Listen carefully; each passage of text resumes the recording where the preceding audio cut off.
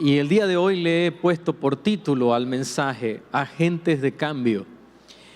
A lo largo de nuestra vida vamos a tener personas que se van a aparecer, a atravesar, que van a hacer cambios en nuestras vidas. Cambios para bien o cambios para mal.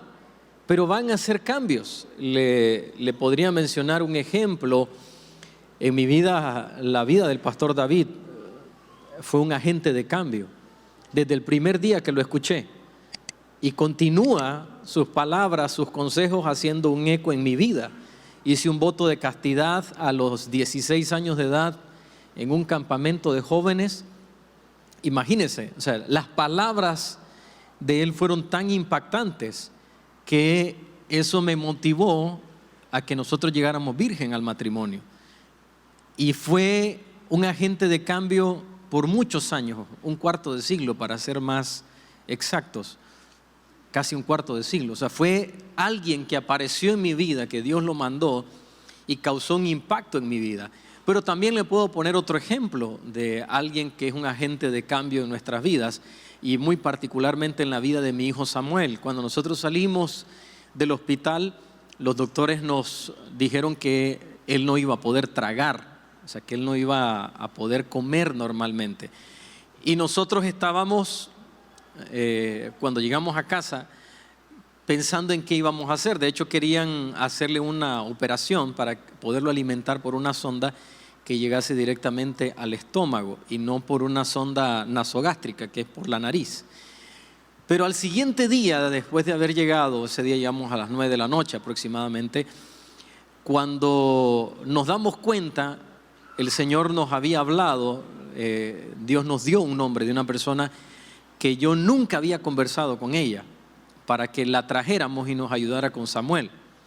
Esta persona, desde que apareció en la vida de Samuel, hizo un gran cambio. Recuerdo ese día estar en la mañana, estaba ahí, le iban a dar comida, en teoría por la sonda, y de pronto ella empieza a darle comida por la boca. Recuerden, nos habían dicho que no iba a poder comer. Y verlo a él tragar. Dice mi esposa, si dependiera de mí y mis nervios, tal vez estaría dándole todavía por la sonda. Pero Dios mandó a esta persona y eso hizo un gran cambio en la vida de Samuel. Y ha ganado mucho peso y mucha fuerza. Ella es una persona insistente todo el tiempo. Ha sido una bendición en la vida de Samuel y en la vida nuestra, pero ahí puede ver un agente de cambio. Probablemente nosotros no lo hubiésemos logrado, pero de eso se trata, que Dios tiene agentes de cambio en la vida nuestra. Y lamentablemente algunos son cambios para bien y otros cambios para mal. Vea lo que dice Proverbios capítulo 13, versículo 20. Júntate con sabios y obtendrás sabiduría. Júntate con necios y te echarás a perder. Me encantó esa versión cuando estaba estudiando este mensaje. Te echarás a perder. Pero ahora viene una pregunta que tenemos que contestar. Generalmente cuando nosotros leemos versículos así, estamos pensando en la influencia de otros en nuestra vida. Pero este día quiero que nos olvidemos por un momento de otros y empecemos a pensar en mi persona, en su persona. La pregunta es, ¿qué tipo de agente de cambio estoy siendo yo? ¿Qué tipo de agente de cambio estoy siendo yo ahora en mi familia? Y hay tantas personas que son agentes de cambio en casa, de destrucción, la propia familia. Hijos que han recibido, en particular jovencitas que han recibido una palabra profética errónea sobre la vida de ellas, o una aseveración tal como vas a ser una prostituta, por ejemplo. Y tal vez alguien podría sorprenderse, pero esa es la realidad de muchas personas. Que en casa tenemos agentes de cambios, pero para mal y no para bien. Y esa es la parte triste, que hay ese cambio, estamos ayudando a cambiar a la familia, pero yendo por el camino incorrecto. Y quiero llevarle a lo que dice la primera carta de Corintios capítulo 15, versículo 33. La Reina Valera dice, no erréis, las malas conversaciones corrompen las buenas costumbres. Y si usted va y escarba un poco en este versículo, la Biblia, esta traducción, cuando fue hecha, el traductor obviamente tenía que hacerlo lo más literal posible, pero si tuviéramos una Biblia amplificada, que de hecho existe, y lo que hace es dar la mayor cantidad de sinónimos para que uno pueda tener una mayor comprensión de la Sagrada Escritura, podríamos hacer énfasis en dos palabras. Una de ellas es homilía, y el significado de esta palabra griega es conversación con asociación. Lo que Pablo estaba diciéndonos acá, el problema es las conversaciones que tenemos con personas a las cuales nos asociamos. Estamos relacionadas. Y la segunda palabra es teirosin, que significa corrompiendo destructoramente la moral. Entonces, si pudiéramos interpretar o amplificar este verso, diría: no se equivoquen. Las malas conversaciones que tienen ustedes con las personas que se asocian corrompen destructoramente la moral de las buenas costumbres. Entonces, tiene un significado más profundo. Y ahí está el problema, que muchas veces las personas con las que nos estamos asociando, con las que tenemos relación, y cuanto más nos referimos a la familia, nuestras palabras, que eso es lo que dice acá, y note que él no utiliza la palabra logos, que de hecho significa palabra, utiliza esta homilía, que es la conversación con las personas que estamos asociadas. Hace una diferencia. Y las personas con las cuales más tenemos asociación es con la familia. Es con las personas que más estamos hablando. Y por eso le digo, este no es un mensaje para pensar en lo que otros están siendo agentes de cambio, sino qué tipo de agente de cambio estamos siendo nosotros. ¿Estamos siendo agentes de cambio para mal? Le voy a poner un ejemplo de un agente de cambio para mal. Saúl. Él fue un agente de cambio para toda su familia, pero para mal. Y la historia de Saúl representa a muchos hijos de Dios que se extravían. Se extravían a lo largo del proceso de la vida cristiana. Quiero leerle un versículo que define cómo termina la vida de Saúl. Y vaya conmigo al primer libro de Samuel, capítulo 31, versículo 6. Así murió Saúl, en aquel día, juntamente con sus 3 hijos y su escudero y todos sus varones. Qué tristeza es que la historia de uno termine de esta manera, muriendo con sus 3 hijos. Y la historia no termina ahí, de la catástrofe en su familia. Uno de ellos, de sus hijos, otro hijo que se había quedado en casa, usurpa el trono que le pertenecía a David por palabra profética de Samuel. Usurpa el trono. ¿Y cómo termina? Termina decapitado también. Unos años posterior a eso, 2 siervos de él le vuelan la cabeza y le llevan la cabeza a David. Y David les quita la vida por malvados. Usted lo puede leer en casa. Pero qué interesante, ¿ah? ¿Cómo termina la historia de Saúl? Qué historia más triste. Ahora, si esta historia fuera la de un hombre que, bueno, el hombre no conocía al Señor, era un perdido, tuvo padres que no le orientaron, pero eso no es la historia de Saúl. La historia de Saúl, la experiencia de Saúl, es que él tuvo todo, fue dotado de todo para tener el mayor de los éxitos posibles. Y mire algunas características. Fue el primer rey de Israel. Él pudo partir de cero. No es que tenía una herencia de otro rey, no, él pudo partir de cero porque era el primer rey. Fue ungido de Dios. No fue alguien que usurpó el trono, fue alguien que Dios lo ungió. ¿Y por quién? Por Samuel, un profeta que dice en las Sagradas Escrituras que toda la palabra que salió de su boca el Señor la respaldó y nada cayó a tierra. Tenía una fuerza inigualable, imparable el hombre en su físico. Estoy hablando ahora de la parte física. Las Escrituras dicen que cuando él se ponía de pie, entre todo el pueblo, sus hombros sobresalían de cualquier cabeza. Entonces de ahí es que los expertos dicen que él pudo haber medido 2,40 metros de estatura. Tenía una cualidad física para ser un general de un ejército, de alguien inigualable. También contaba con el apoyo del pueblo. No es que Bueno, lo que pasa es que no lo apoyó el pueblo. No, contaba con el apoyo del pueblo. Y también contaba con el apoyo de su familia. Cuando usted lee todas estas características, se dará cuenta que era alguien que estaba destinado al éxito, a alcanzar lo que deseara.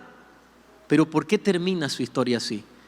Porque tristemente, él nunca fue una influencia correcta sobre su familia y sobre los suyos, sino todo lo contrario. Fue un desobediente. Y no solo un desobediente, porque David fue desobediente. ¿Cuál fue la diferencia entre David y Saúl? Cuando David fue confrontado por el profeta, este se arrepintió. Saúl, él argumentó que él no había hecho nada. Miren las acciones. Y por eso es desechado por el Señor. El Señor lo abandona y lo deja. Pero con todas estas características, ¿cómo es que su historia termina así? Porque era un agente de cambio, pero para mal. Toda su descendencia termina en la desgracia. Y si no es por la misericordia que Dios movió en el corazón de David, todos hubiesen sido exterminados. Y usted lo puede leer en casa, la historia de Mefiboset. Y algunas veces cantamos esa canción famosa, ¿no? de Mefiboset, y no sabemos la historia. Lea, está en la Biblia. Y es una historia preciosa. Pero lo interesante es que por la misericordia que Dios movió en el corazón de David es que se salvó la generación, se salvó alguien. De lo contrario, nadie hubiese sobrevivido. Pero están esos agentes de cambio que estoy creyendo que esa va a ser su vida. El agente de cambio que es para bien. Una persona que tiene una influencia sobre sus generaciones, las generaciones que se están levantando, sobre sus propios padres, hermanos, pero que es una influencia para bien. Y eso es lo que necesitamos ser en este momento. Convertirnos en nuestras vidas en agentes de cambio para bien en la casa. Que empiece a ver nuestra casa un cambio a través de nosotros. Le voy a dar un ejemplo. Yo tengo una lista de personas que han sido agentes de cambio en mi vida para bien. Y miren lo que es la familia. Ayer mi madre me mandó una foto de mi abuelita y me trajo memorias. Ella está en la presencia del Señor. Pero un día mi papá me dijo: hijo, quiero que vayas a ver a tu abuelita, porque lo más probable es que es la última vez que la veas. Entonces fui a verla. Le voy a ser honesto, a mí casi no me gustaba ver a mi abuelita porque ella siempre me hablaba del Señor. Entonces yo decía: ya sé, voy a ir y me va a torturar el alma. Y me va a empezar a hablar y me va a decir. Entonces llego a verla y ¿sabe qué pasó? Lo mismo de siempre. Hijo, tienes que ser un hombre de Dios. Tienes que convertirte en alguien que ama a Dios, que sirve al Señor. Ella estaba ahí, en teoría, en un lecho de muerte. Y yo estaba mirándola y decía: ni así enferma deja de torturarme. ¿Sabes algo? Sí. Un día yo enfrenté una situación. Y fue en ese momento que vinieron a memoria, ¿sabe qué palabras? Las palabras de esa abuelita.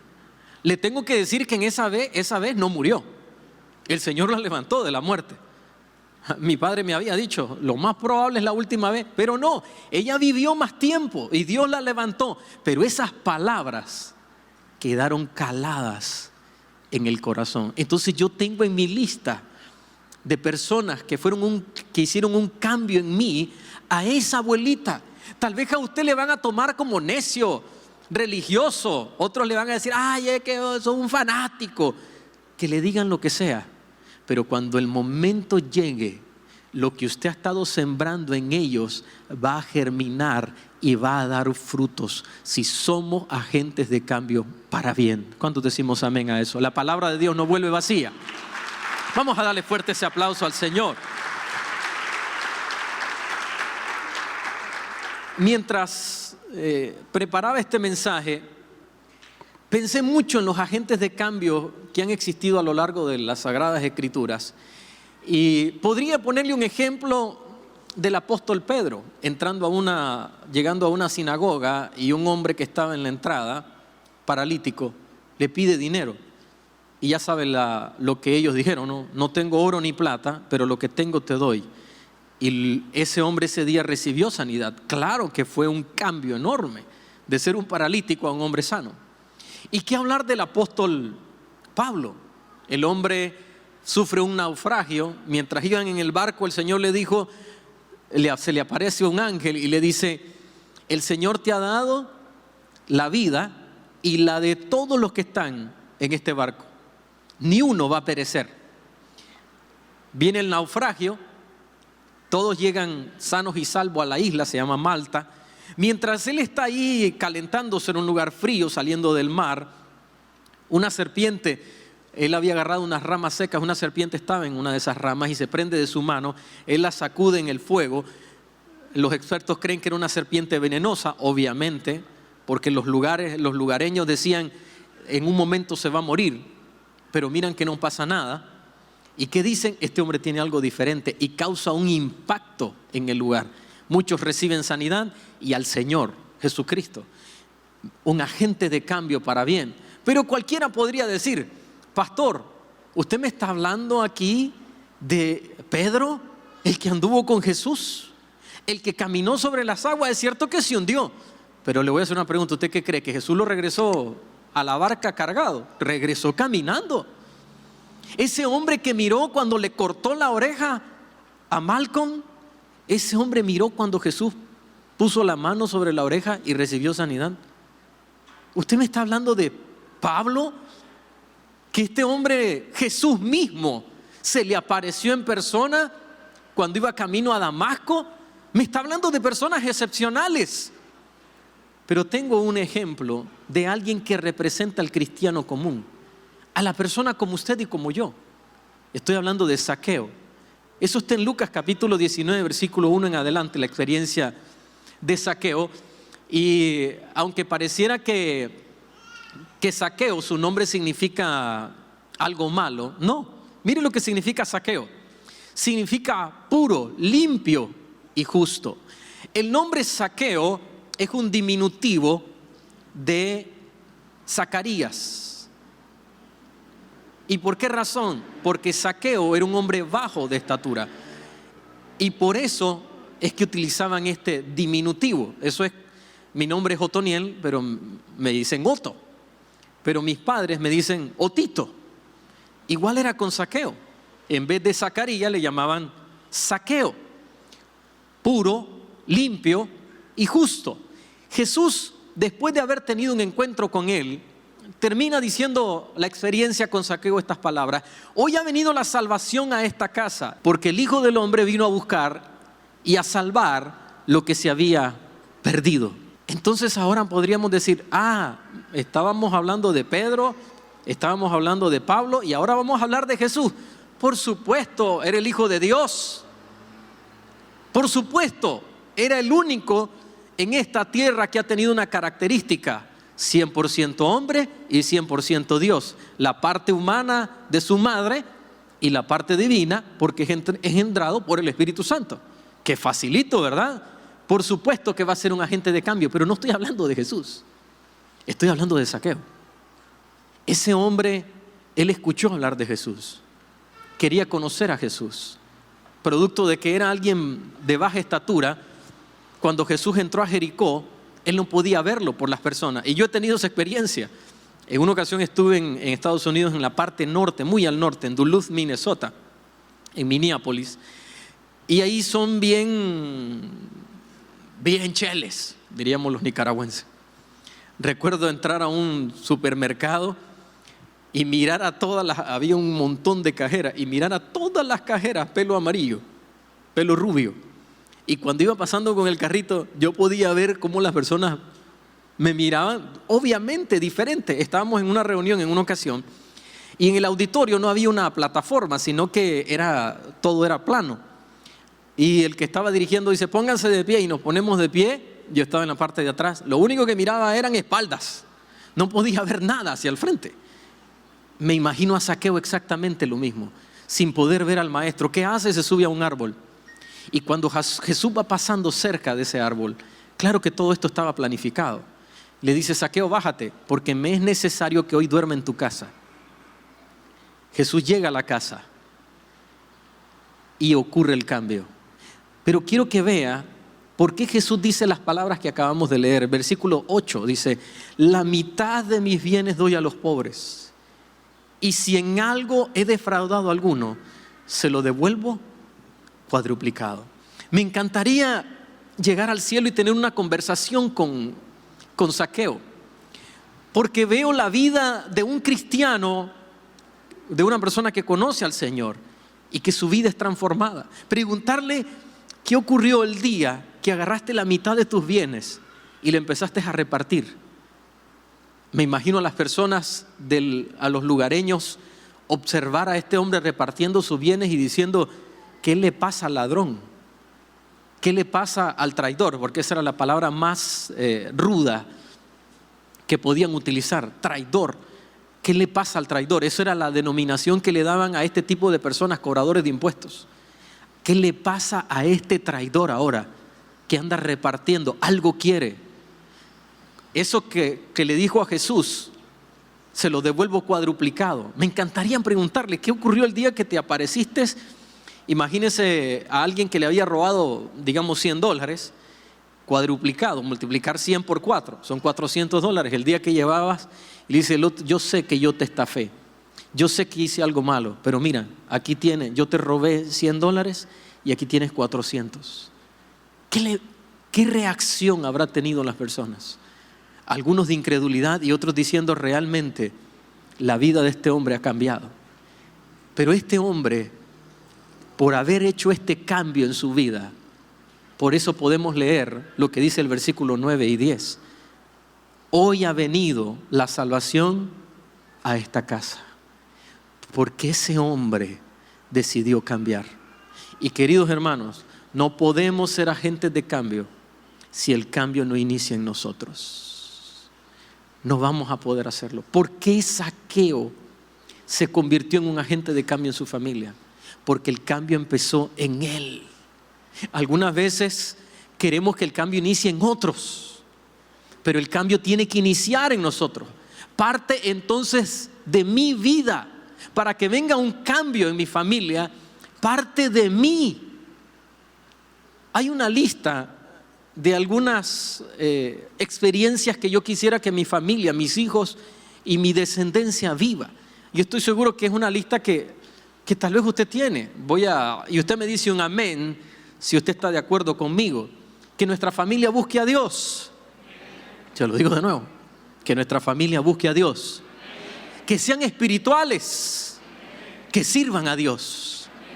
Que sean personas de bien.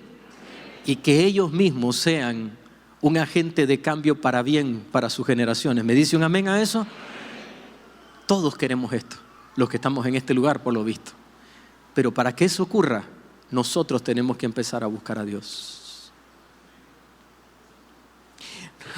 Nosotros tenemos que ser espirituales. Algunas veces le pedimos a nuestros hijos algo que nosotros no hacemos. Padres de familia que le dicen, agarra un libro. Los que nos ven fuera del país, chavalo es como niño. Chavalo, agarra un libro. Solo en ese celular viví metido. Y yo me pregunto, ¿cuántos libros leemos nosotros? Queremos que sean espirituales. Una pregunta interesante. ¿Cuánto nos gustaría que nuestros hijos se lean una vez al año la Biblia entera? Yo sé por qué muchos no dijeron amén de inmediatamente. Porque saben que ahora viene algo, ¿no? ¿Por qué no lo hacemos nosotros? En diciembre nosotros tomamos 15 días de vacaciones en la oficina. Entonces en diciembre yo quiero escucharme en esos 15 días toda la Biblia. Toda la Biblia. Alguien podría decir, qué exagerado. Ah, no. Ahora en estas aplicaciones de películas y de series, hay series que tienen 15 temporadas. 15 seasons que tienen todas las temporadas de un solo. Y familias se sientan a ver 18 horas. Y dicen, vamos a hacer una maratón. Y nos vamos a ver toda la serie en las vacaciones. Pero es ridículo, ¿verdad? Escucharse la Biblia en 15 días. Ahí sí es ridículo. Pero es lo que demandamos. Pero imagínense si usted le pide a Dios que su familia sea espiritual. Y usted empieza a orar por ellos. Empieza a clamar por ellos. Y ellos lo saben. ¿Y sabe cómo lo saben? Porque usted les está diciendo, estoy orando por ti. Un familiar le dice, estoy enfrentando una situación, y usted le está llamando y le está diciendo, ¿cómo va? Estoy luchando. Pues quiero que sepas que hoy oré por ti. Y lo hace, porque no solo es decirlo, lo hace. ¿Qué están mirando a nosotros? Una persona espiritual. Tenemos una fotografía de mi abuelita en la pared de la casa de mis padres, y es una especie de campamento de mujeres, allá no sé, por el 1900 algo. Y ahí está. ¿Dónde andaba ella? Cuando yo pienso en alguien que buscaba al Señor, pienso en ella, impactando mi vida. Que sirvan al Señor. ¿Cuántos queremos que la familia sirva al Señor? Entonces nosotros necesitamos hacerlo también. De lo contrario, este mensaje solo van a ser palabras. Y algunas veces nos encanta recitar las bendiciones que van a ser producto de las herencias espirituales. Y le voy a leer algún versículo. Por ejemplo, Hechos capítulo 16, versículo 31 en adelante. Permítame explicar qué es lo que estaba pasando. Este hombre es un carcelero, un hombre que cuidaba una cárcel. Pablo y Silas fueron encarcelados, los metieron ahí. Mientras está ahí alabando al Señor Pablo y Silas con los grilletes en los brazos y en las piernas, en los pies, hay un terremoto, se abren las puertas de la cárcel, y cuando el carcelero llega al lugar, mira que las puertas están abiertas, y eso era muerte. Él se va a quitar la vida. Pablo lo interrumpe y le dice, no lo hagas, porque aquí estamos. Ya mire cómo estos apóstoles habían causado un impacto en la cárcel, y él, pidiendo ser iluminado, llega, y esto es lo que le dicen. Esta es la respuesta del apóstol Pablo. Le dice, cree en el Señor Jesucristo y obtendrás la salvación tú y tu familia. Y les hablaron del mensaje del Señor. ¿A quién? A él y a la familia. Y luego él y toda su familia fueron bautizados. Un agente de cambio. ¿Dónde empezó? En él, en este hombre. Y el cambio lo llevó a la casa. Y algunas veces recitamos este verso. Como dice la palabra, cree en el Señor Jesucristo y serás salvo tú y tu casa. Y yo le creo. Pero para creer que esto va a ocurrir, necesitamos ser como lo que este hombre fue. Un hombre completamente transformado por el poder del Espíritu Santo.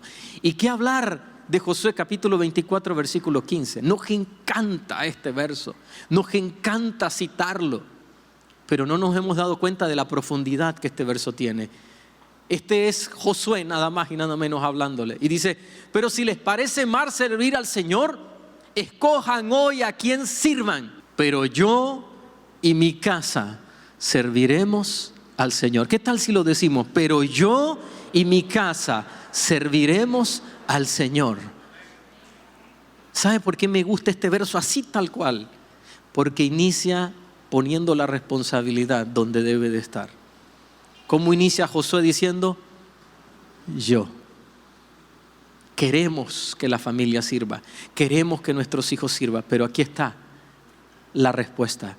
Yo y mi casa. Él era un hombre ya anciano aquí. Él era alguien que ya estaba rumbo a los últimos días de su vida, pero él lo deja bien claro. Ya tenía muchos hijos, muchos nietos, bisnietos, y seguro ya tenía tataranietos.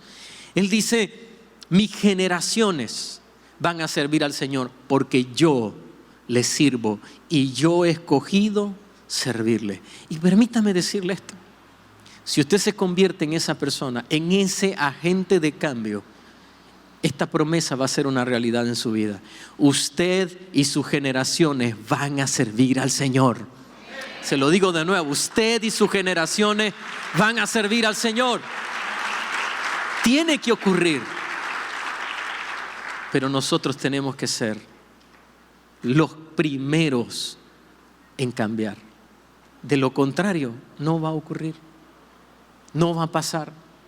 Si usted no ordena su vida. Yo le he preguntado a padres de familia, ¿a usted le gustaría que sus hijos lleguen al matrimonio, que tengan en orden su vida? Sí. Entonces, ¿por qué usted no lo hace? ¿Por qué usted no se casa? ¿Le gustaría que sus hijos no conozcan el adulterio? Sí. Entonces, ¿por qué usted vive así? Y créame, yo no estoy aquí para hacer un dedo acusador.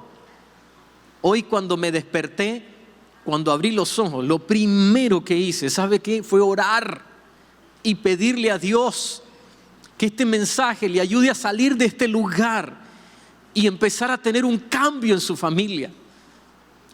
Cuando veo algunas sillas vacías en la iglesia, me pongo a pensar, ¿por qué Dios no dio esa silla? ¿Y sabe qué es lo que creo? Es porque hay un lugar para alguien acá. Y estoy creyendo, y esta es mi oración, que eso va a ser principalmente para los suyos, para los de su casa, para su familia, que cada uno de estos lugares son su familia los que lo va a ocupar, porque todos le van a conocer, que cada persona le conozca. Pero necesitan ver en nosotros ese cambio, no solo hablado, sino también con acciones.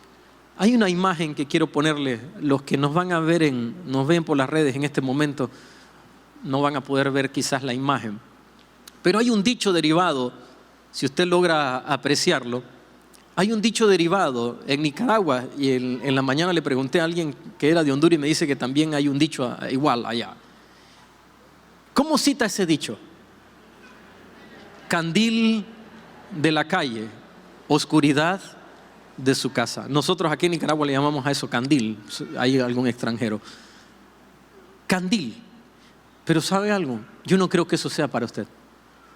Yo no creo que esa sea la historia para usted. Yo lo que creo es que usted va a ser una luz para la calle, pero también una luz para los de adentro. Que todos los suyos van a conocer al Señor. Que no va a haber uno sin que conozca al Señor a través de su testimonio.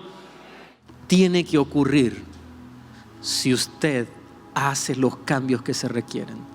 Si usted abandona la vida de pecado. Si usted pone en orden su vida. Hoy tenemos acá personas que se van a bautizar. Queremos que nuestros hijos se bauticen. Yo me bauticé a los 14 años. Mi hija se bautizó a los 12. Yo la bauticé. Y yo no le dije nada. Ella un día me dijo, ¿yo ya puedo bautizarme? Y cualquiera diría, sí, pero es la hija del pastor. ¿Cuántos hijos de pastores andan perdidos? Esto no se trata de eso. Yo la bauticé. Tengo el video de cuando la sumergí. Queremos que nuestros hijos hagan, pero ¿cómo lo van a hacer si no lo pueden ver en nosotros? No va a ser de otra manera. Tiene que venir un cambio, pero ese cambio va a iniciar en nosotros para que luego venga el cambio sobre la familia. ¿Cuántos decimos amén? Y recibimos este mensaje para hacer un cambio en nuestra vida.